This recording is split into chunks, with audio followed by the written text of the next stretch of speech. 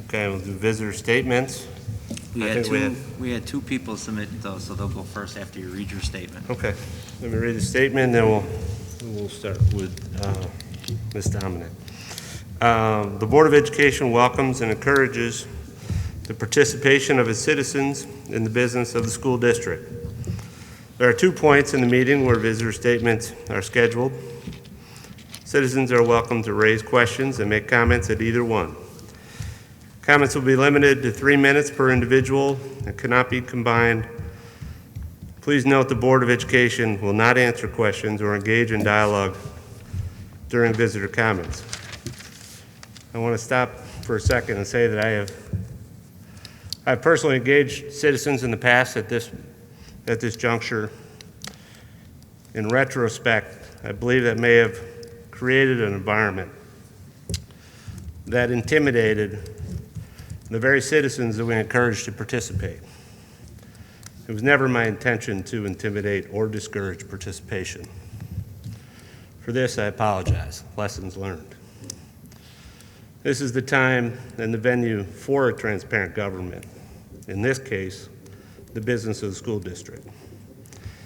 With that, I'll finish my statement. If a person would like additional time to address the board, such request should be submitted in writing 48 hours before the meeting to the superintendent. Thank you. Rory. Ms. Dominic. All right. Ms. Dominic, you, not to exceed 10 minutes, and I'll put my hand up at like 9:30 if you're getting close, okay? Okay, thank you. My name is Rory Dominic. I am a parent to Cameron Dominic, who is a freshman at RB. We are new to RB. Cameron has an IEP and a moderate level of special needs. Given this, he's been in the building nearly the whole year.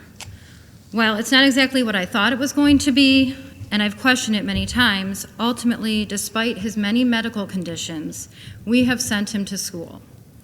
I have been impressed and very much appreciate the teachers we have encountered thus far. It seems as though Cameron was matched with the best of the best, for which we are very grateful. Mrs. Carmona, who my son calls Mama Carmona, is a joy. Mrs. Delzati has been thinking outside the box from the very get-go, making things happen for Cameron before the year even began. Mrs. Sherman and Mr. Wojcik are encouraging, patient, and kind.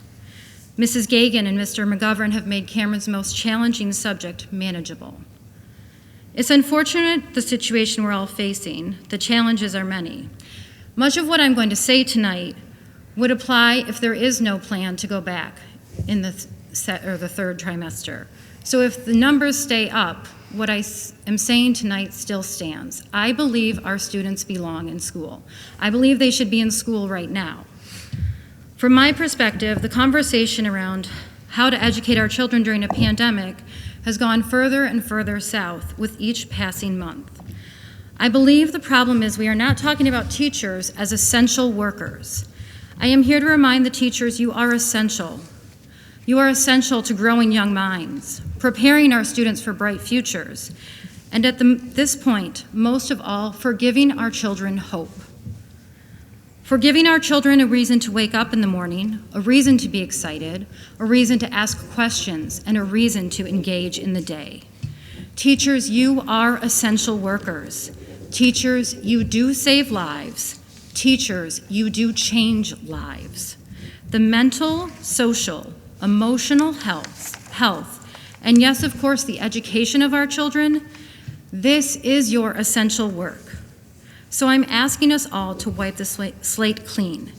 There have been unfortunate words used and poor choices made on all sides from my perspective.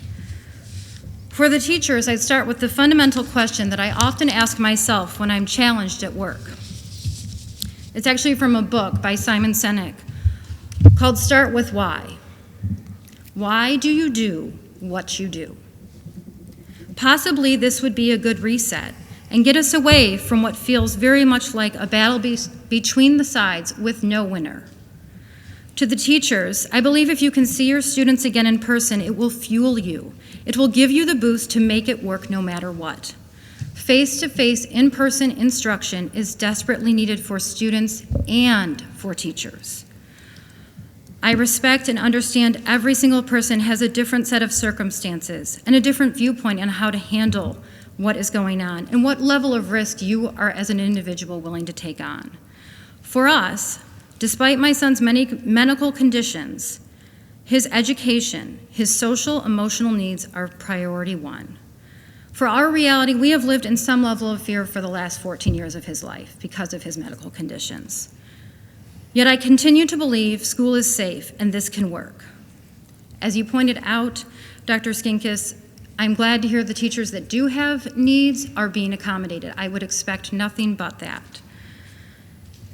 As Mrs. Zales pointed out, I made a note in here about I actually very much support the request to see where are the cases coming from. Because from what the little limited research I did, most of the notifications we received are not because somebody was in school. I understand it can happen outside of school, but we are looking to find out, is school safe for our kids? I believe it is safe. As you've pointed out, Dr. Skinkis, it's very unlikely that we're coming off the adaptive pause until after the new year. I want to convey that come January 2021, no matter where the numbers are, if they're similar to where they are now, we need our students back in the classroom. And the next few weeks should be focused on how to make that return meaningful.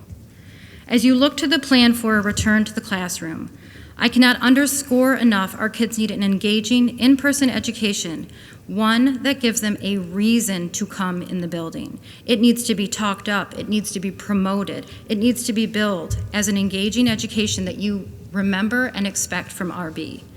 It is the reason why so many people move to this area. My business is real estate.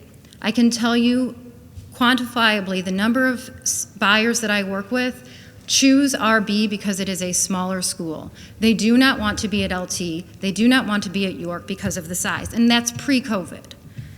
RB offers a smaller high school with a great reputation. We have teachers who care and teachers who make a difference.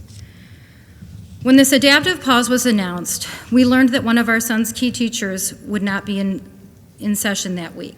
The teacher and I worked together and we both agreed it was best that Cameron stay home.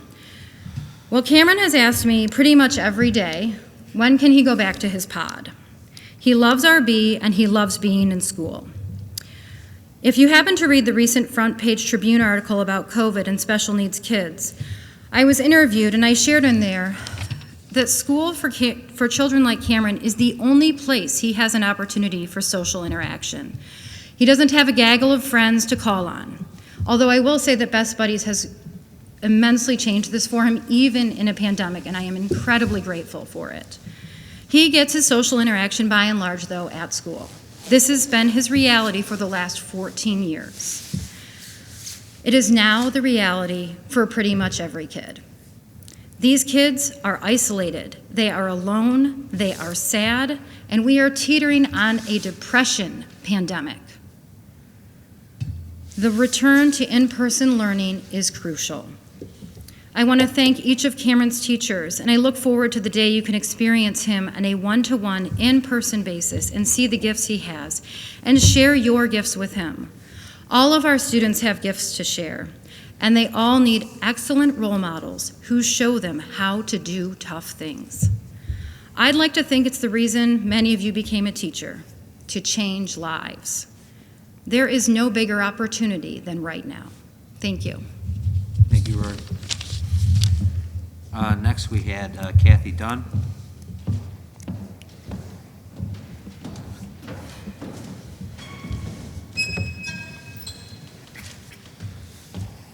Ms. Dunn, you've done this before, so if I put my hand up, you know it's Yes, I close, know. right? A ton Okay. to say, so okay. hope everybody's having a good night.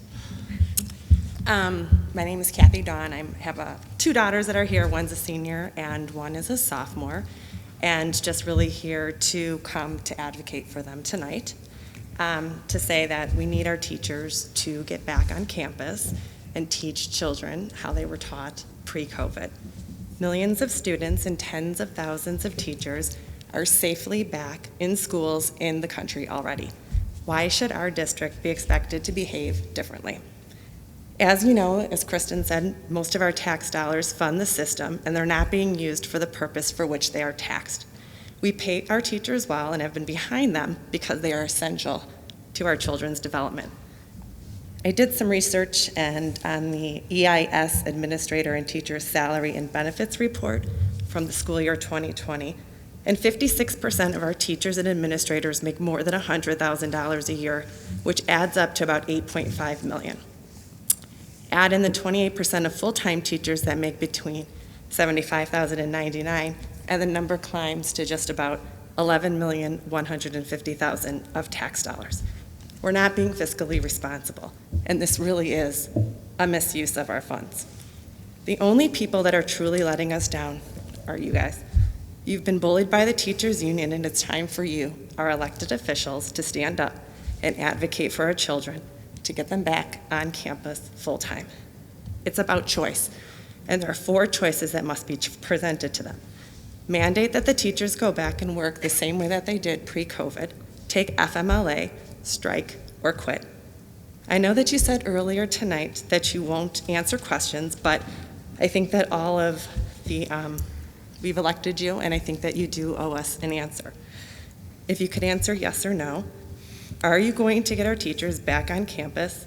Now it's January 5th, 5 days a week, from 8 in the morning to 3:05, teaching traditionally like they are paid to do with our tax dollars. Laura, are you on board? The purpose of public statement is to allow you to express your heartfelt feeling. We said we made mistakes before with interacting with our guests. We are not going to respond to public comment in respect for the whole board here, so that no one board member speaks for the whole board. Okay, thank you for your honesty. I guess really the key to our children's success lies in your hands, and I just ask you then to be the leaders that you were voted to be and get our kids back 100% on campus. We've been kicking the can and really haven't been, told the truth about things that were going to be happening in school and how these kids are treated, and they're cracking, and it's not fair to them, and this shouldn't be their experience, and I'm really sorry for you guys. This is your senior year, and it sucks. It's like we have nothing to look forward to, but you do have college, so I don't know.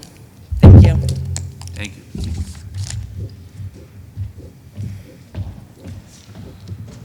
Mr. Smithing, those are the only 2 emails I received for extended time. You can open it up for... Yeah, we'll open up the, start over here.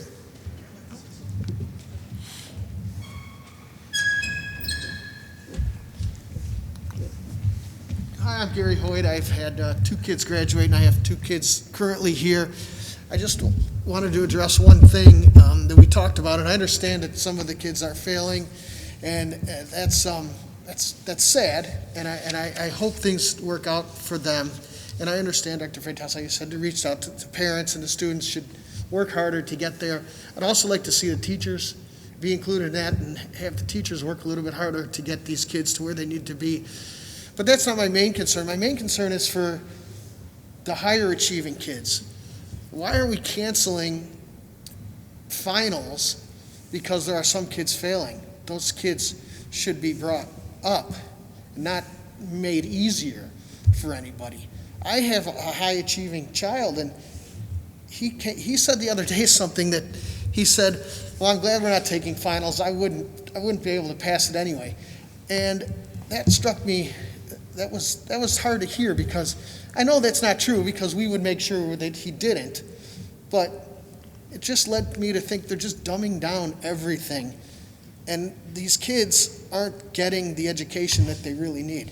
This school has been great for my kids, and I couldn't be happier with where my older ones are and up until now where my younger ones have been going. But we can't just cater to the lowest common denominator. We need to think of everybody. And if there are kids that need extra help, please, let's find a way to get them extra help. But let's also think about the kids that are high achieving and need to have that challenge. So that's all I had to say. Thank you, Gary. Can I speak? Yeah, a little middle.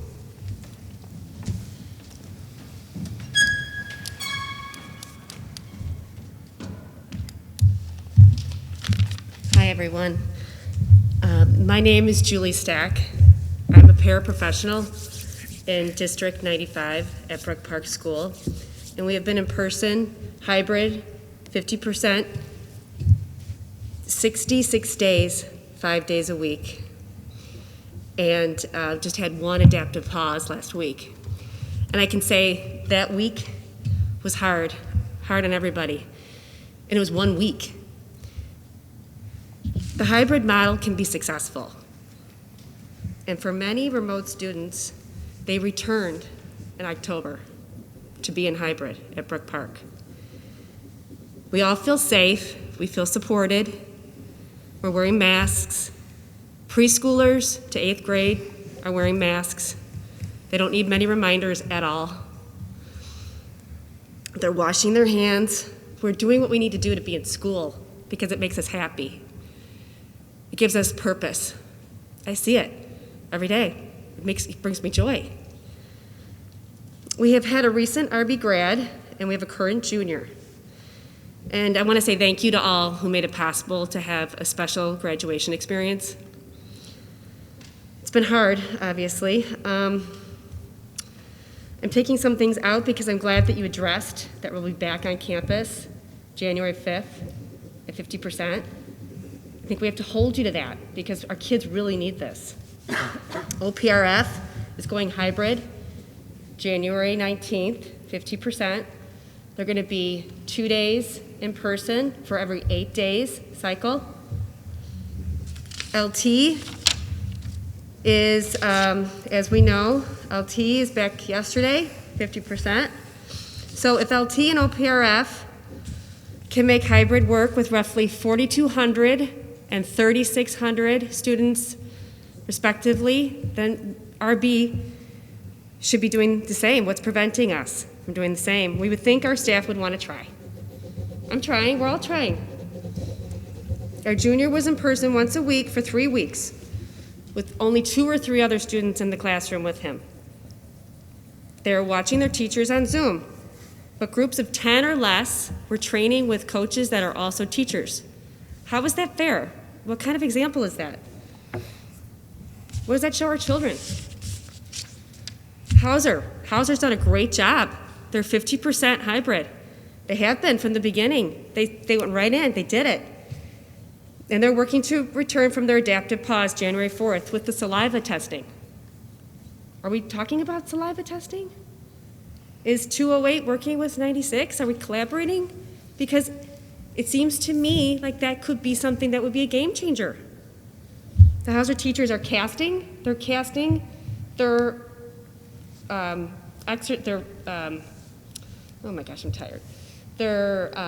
instruction remotely to the students, while the in-person students the remote students are on the screen and the in-person students are watching. And then they're simultaneously asking questions, and they're being enriched together with cohorts. It's wonderful. Julie, you They got love about 30 it. seconds, Julie. Okay, I'm almost done. I wish that we had a longer day. You know that. Everybody knows that. Some parents are doing depression checks on their children. There's a recent Tribune article talking about the rise in depression and anxiety before the pandemic. Now here we are, and we are worried about the educational loss on top of the depression.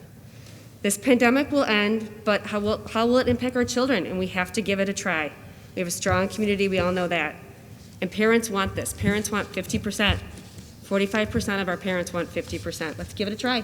Thank you for your comments, I totally agree. We have to support the high, the middle, the low, all of them. And the teachers should let the children know that they can make up the work. Thank you. Thank you, Julie.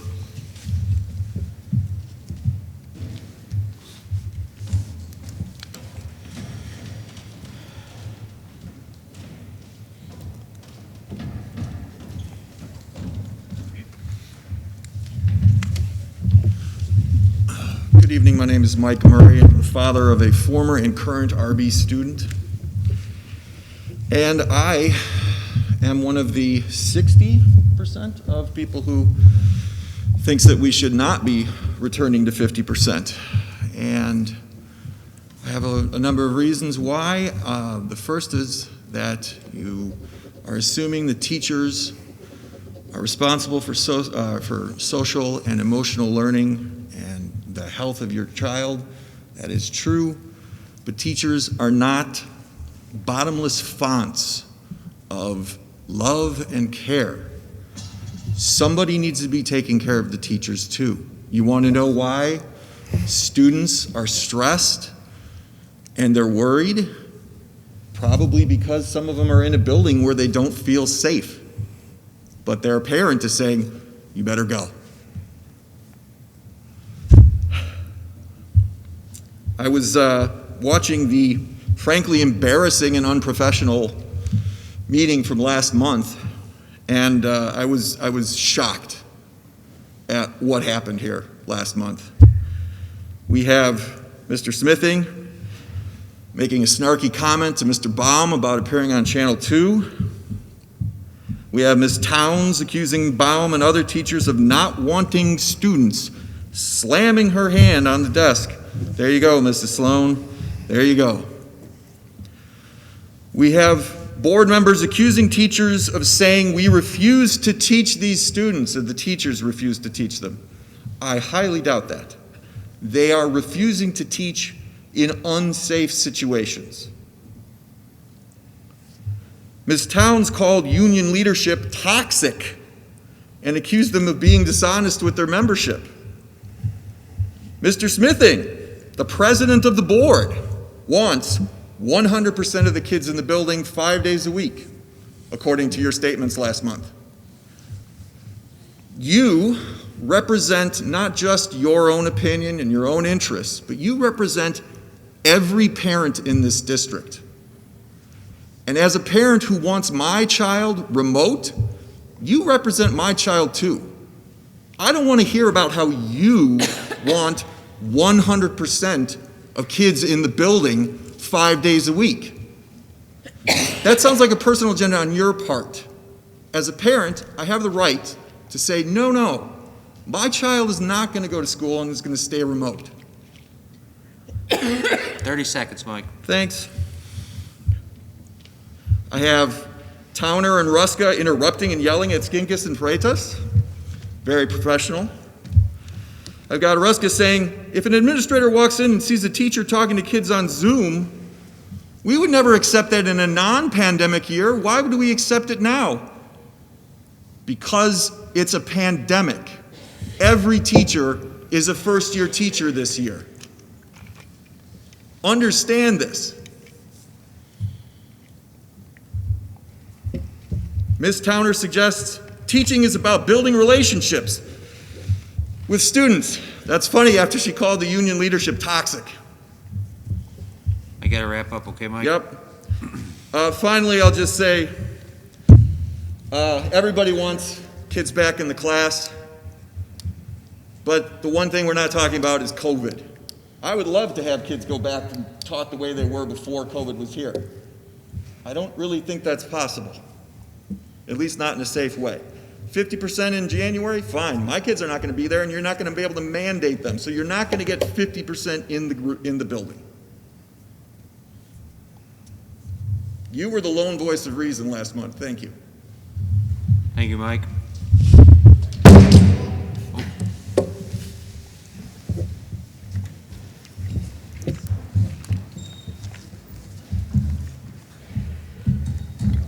Mic drop.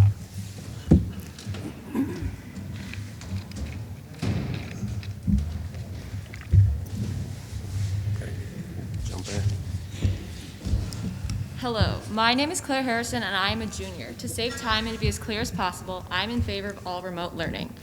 I would like to acknowledge that I'm speaking only for myself, and I request that my opinion be respected as it is a reflection of my experiences here at RB.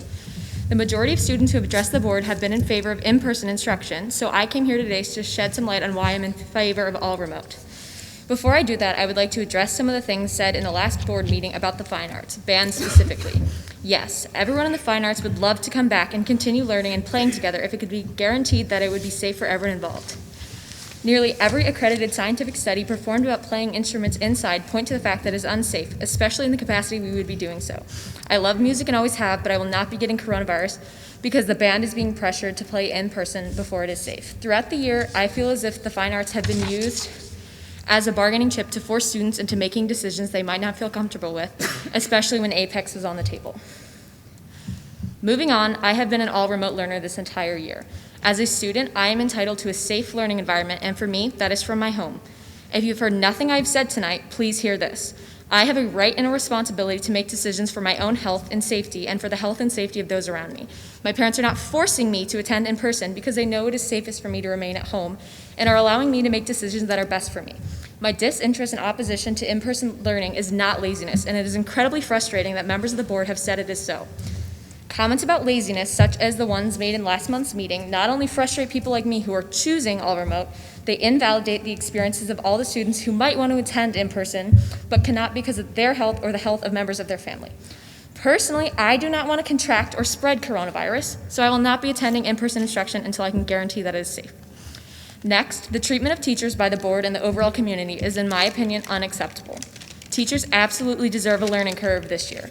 No one in history has taught or learned like this, so expecting perfection and efficiency immediately is unfair to everyone involved.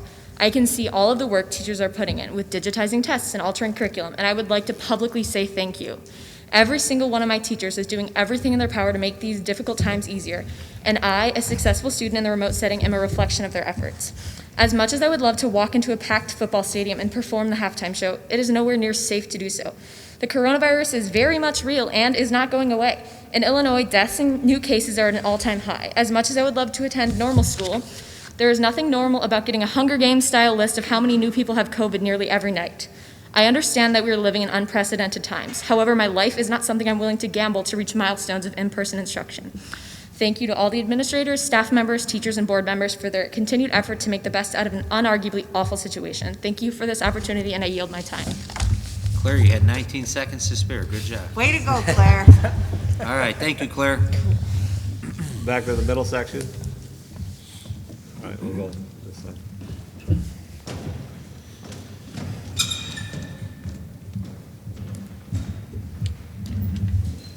My name is Chris Roush. I've got two sons here at RB, a senior and a sophomore.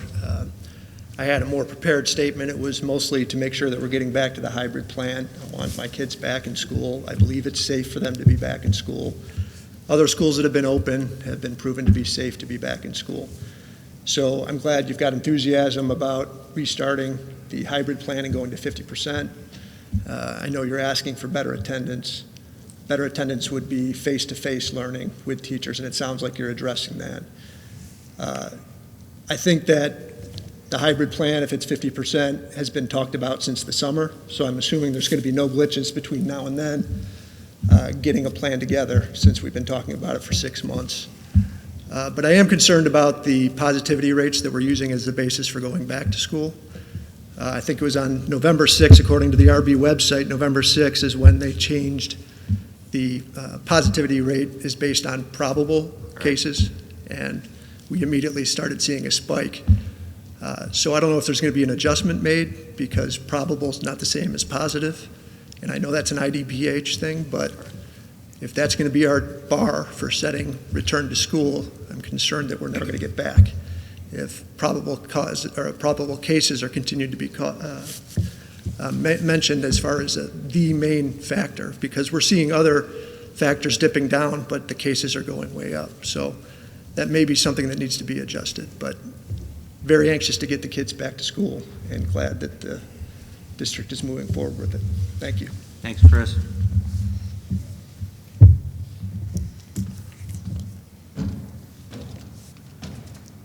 Anybody else? Nope. Nope. Anyone else? Okay. Oh, wait.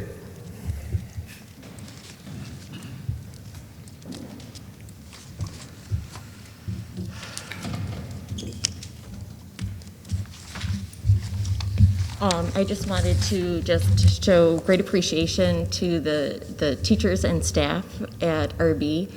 Me being a former teacher and having friends and family across the world who are teachers who are dealing with COVID, it is incredible seeing how other states and other countries are handling it. And I just really want to show appreciation to the teachers, because what's frustrating me is how people do not see how teachers are working much harder today because of COVID than before COVID. It is not easier for them. The teachers are not working just from 9 to 3. They're working all day, whether they're at school or at home on their computers, talking with the students, and then after that, they're spending the rest of the day prepping and planning and contacting with the children. It is not a 9 to 3 job. This is the most challenging time that I've seen as working at a school, and my husband being a teacher, and again, having friends and family who are also teachers. So I just want to show great appreciation to the teachers and staff, and also the principals and vice principals and social workers, everybody in the school. So I just want to say thank you. Thank you.